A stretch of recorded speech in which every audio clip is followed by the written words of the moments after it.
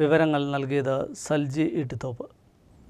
ചുരുങ്ങിയ കാലയളവിനുള്ളിൽ ചിന്നക്കനാലിൽ കയ്യേറ്റക്കാരിൽ നിന്നും റവന്യൂ വകുപ്പ് ഒഴിപ്പിച്ചെടുത്ത ഏക്കർ കണക്കിന് സർക്കാർ ഭൂമി. ചിന്നക്കനാലിൽ ആദിവാസി ഭൂമി കൈവശപ്പെടുത്തിയ കയ്യേറ്റക്കാരെയും ഒഴിപ്പിക്കുവാനുള്ള നടപടികളും പുരോഗമിക്കുകയാണ്. കയ്യേറ്റങ്ങൾ കൊണ്ട് വിവാദമായി മാറിയ ചിന്നക്കനാലിലെ സർക്കാർ ഭൂമി സംരക്ഷിക്കുന്നതിന് കർശന നടപടിയുമായാണ് ജില്ലാ ഭരണകൂടം മുന്നോട്ടു പോകുന്നത്. കഴിഞ്ഞ 6 മാസത്തിനുള്ളിൽ ഏക്കർ കണക്കിന് സർക്കാർ ഭൂമിയാണ് വൻകിട കയ്യേറ്റക്കാരിൽ നിന്നും തിരിച്ചു പിടിച്ചത്.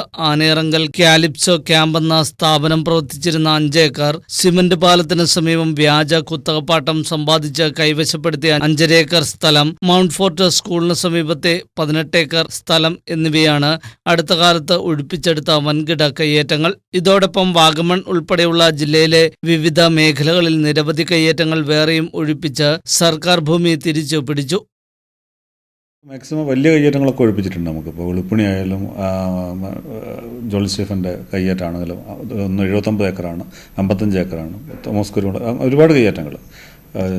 ചിന്നക്കനാലിൽ തന്നെ നമ്മളെ ആനയിറങ്കൽ അവിടെയൊക്കെ കയ്യേറ്റങ്ങൾ ഒഴിപ്പിച്ചിട്ടുണ്ട്. അതൊക്കെ ഒഴിപ്പിച്ച് നമ്മുടെ കൈവശം ഉണ്ടായില്ലെന്ന് ഇതില്ല. ഞാനത് ഗവൺമെൻറ്റിൽ നല്ലൊരു പ്രപ്പോസൽ ഓൾറെഡി മിനിസ്റ്ററോട് സംസാരിച്ചിട്ടുണ്ട്. അതിനെ സംരക്ഷിക്കാനോ അല്ലെങ്കിൽ നടത്താൻ കൊടുക്കാനോ ഉള്ളൊരു നടപടിയിലേക്ക് പോകണം. അല്ലെങ്കിൽ അത് പിന്നീടും കാലം കഴിയുമ്പോൾ വീണ്ടും അതിൽ കയ്യേറ്റം വരാൻ സാധ്യതയുള്ളതുകൊണ്ട് ആ രൂപത്തിലേക്കുള്ള പ്രപ്പോസൽ ഗവൺമെൻറ്റിൽ സമർപ്പിച്ചിട്ടുണ്ട്.